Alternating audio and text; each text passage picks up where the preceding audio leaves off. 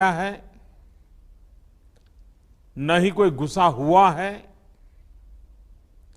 न ही हमारी कोई पोस्ट किसी दूसरे के कब्जे में है।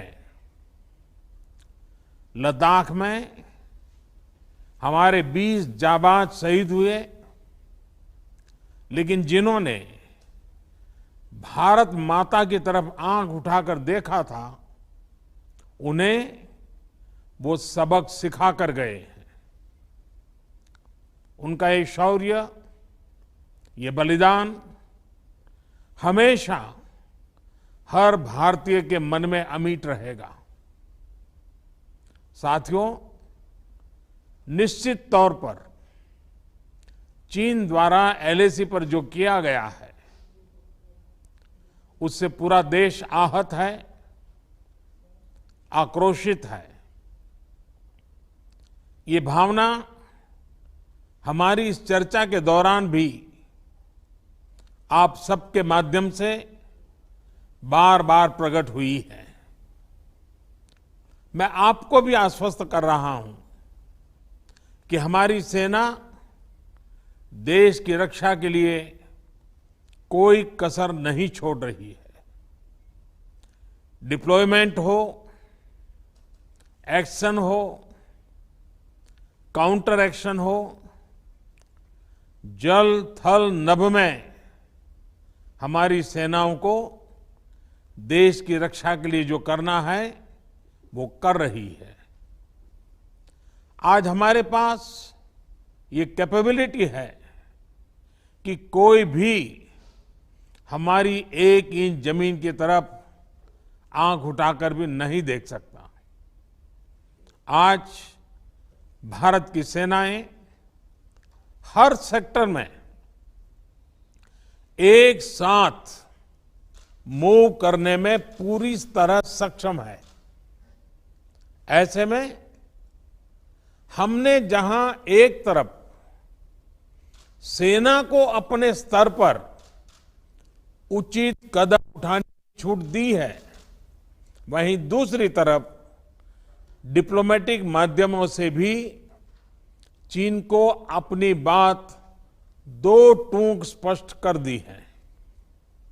भारत पीस और फ्रेंडशिप चाहता है, लेकिन अपनी सॉवरेनिटी की रक्षा हमारे लिए सर्वोपरि है। और आप सबने भी इसी भाव को प्रकट किया है।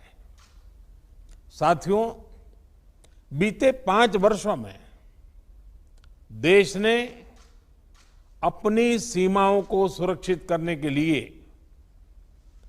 बॉर्डर एरिया में इंफ्रास्ट्रक्चर डेवलपमेंट को प्राथमिकता दी है।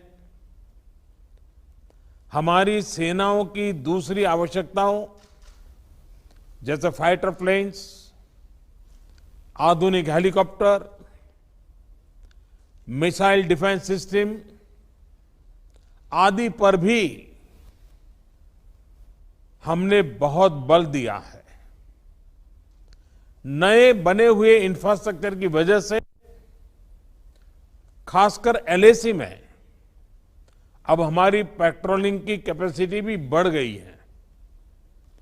पेट्रोलिंग बढ़ने की वजह से अब सतर्कता बढ़ी है और एलएसी पर हो रही गतिविधियों के बारे में भी समय पर पता चल रहा है। जिन क्षेत्रों पर पहले बहुत नजर नहीं रहती थी, अब वहां भी हमारे जवान अच्छी तरह से मॉनिटर कर पा रहे हैं, रिस्पॉन्ड भी कर पा रहे हैं।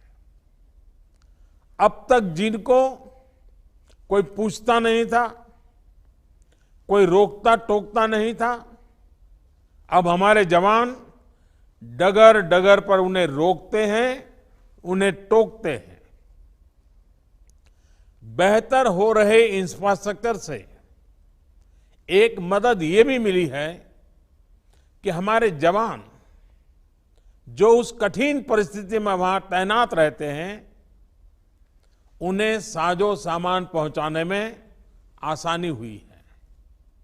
साथियों, राष्ट्रहित देशवासियों का हित हमेशा हम सभी की सर्वोच्च प्राथमिकता रही है। चाहे ट्रेड हो, कनेक्टिविटी हो, काउंटर टेररिज्म हो, भारत ने कभी किसी बाहरी दबाव को स्वीकार नहीं किया है। राष्ट्रीय सुरक्षा के लिए जो भी जरूरी कार्य है, जो भी जरूरी इंफ्रास्ट्रक्चर का निर्माण है, उसे इसी तरह तेज गति से आगे भी किया जाता रहेगा। मैं आप सभी को, सभी राजनीतिक दलों को फिर से आश्वस्त करता हूं कि हमारी सेनाएं सीमाओं की रक्षा करने में पूरी तरह सक्षम है। हमने उन्हें यथोचित कार्रवाई के लिए पूरी छूट दी हुई है। आप सभी ने इस बैठक के लिए अपना समय दिया, अपने मूल्यवान सुझाव दिए। इसके लिए मैं सभी दलों का, आप सभी नेतृत्वगण का हृदय से बहुत बहुत आभार व्यक्त करता हूं और आपके सुझाव आगे की रणनीति में बहुत लाभकर्ता होंगे, ये मुझे पूरा विश्वास है। मैं फिर एक बार इस एकता का संदेश देने में आप जो बढ़ चढ़ करके आगे आए हैं, वे सेना का मोरल तो बढ़ाएगा, देश के लोगों की हिम्मत बढ़ाएगा, लेकिन दुनिया को भी जो संदेश जाना चाहिए वो पहुंचेगा।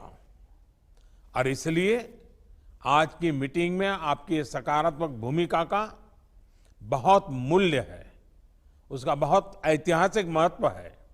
और इसलिए भी आप सभी अभिनंदन के अधिकारी हैं। मैं फिर एक बार आप सबका धन्यवाद करता हूं। नमस्कार।